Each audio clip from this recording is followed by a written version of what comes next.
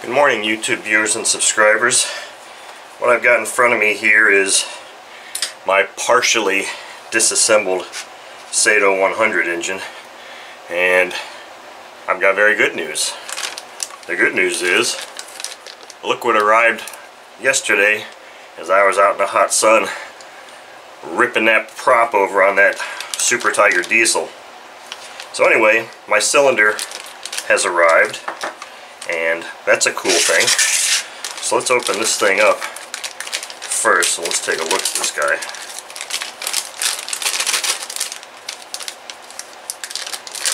There's a reason I'm doing this, and I'll zoom in here to show you. Okay, that is interesting. Okay, so let me take this broken cylinder here.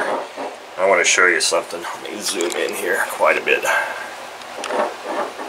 Okay, so here is the cylinder that came off the engine. Now if you look down right in between the two valves, you see stuff there.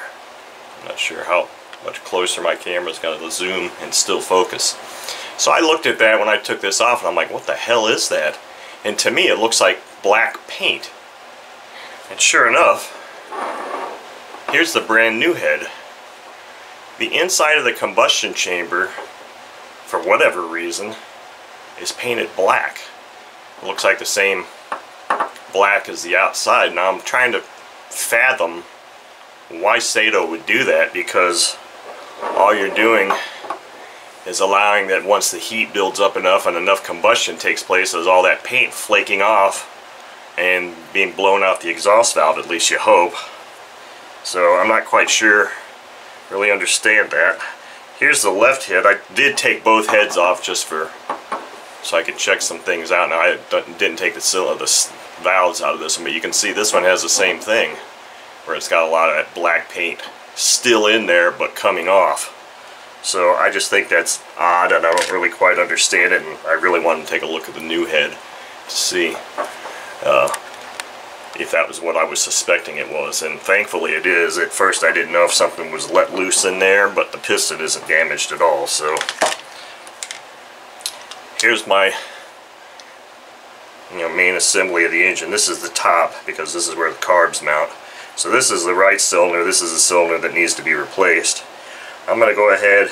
I decided not to disassemble the rest of this engine because it looked to be in, well, the bearings feel really good, put it that way. Let me zoom in here and kind of do yeah, there's a little bit of carbon.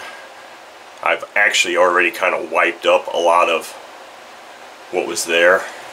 But if you look at the top of the piston, I didn't touch the top of the piston. It doesn't look like there's a whole lot. I got to be very careful, because these little wrist pin retainers, I don't want to fall out and go into the engine. But this thing looks like it's pretty low run time, both retainers in there.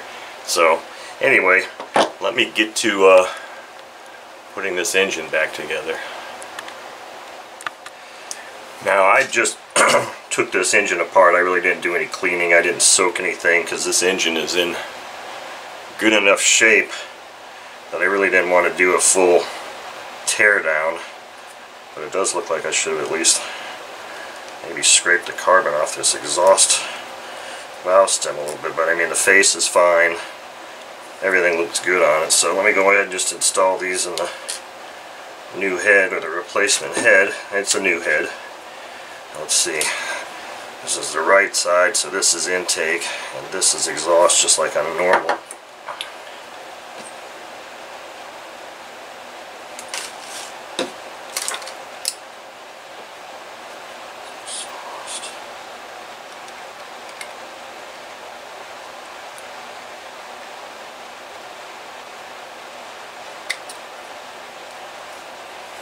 That valve's in.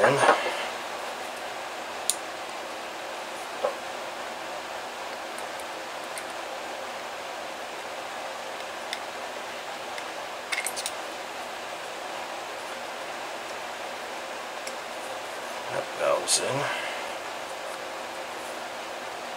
Okay. Just jam my clean paper towel up in there to hold those things in place.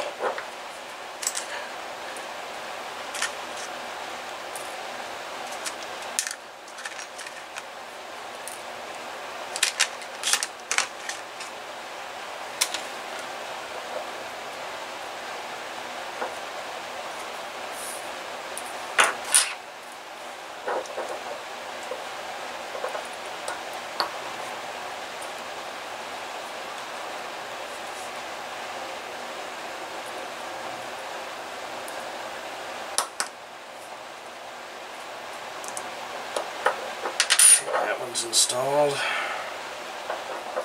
That out of the way.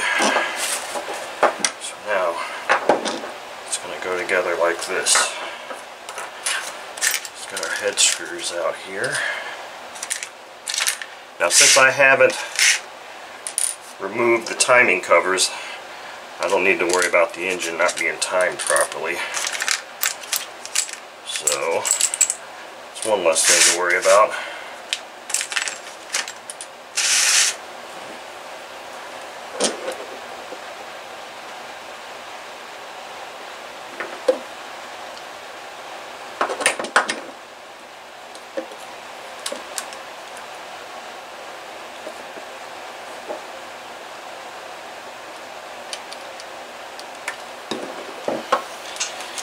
Okay, let's see what we can do here.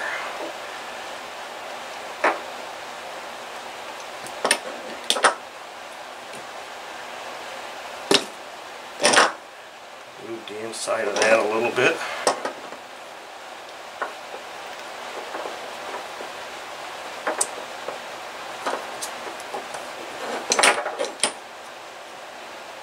Okay, I do have the Teflon retainers on both sides, so that's a good thing.